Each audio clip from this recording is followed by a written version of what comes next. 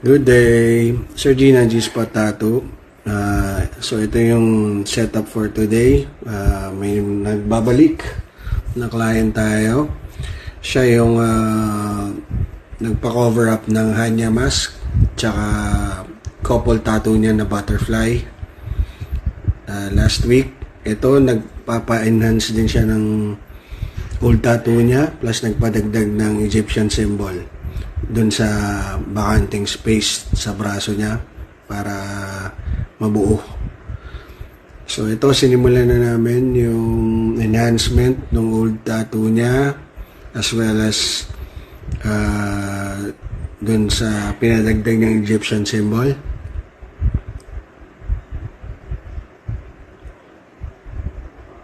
So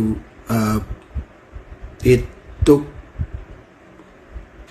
mga 8 to 10 hours din yung session. So ito yung result dun sa enhancement plus yung Egyptian symbol.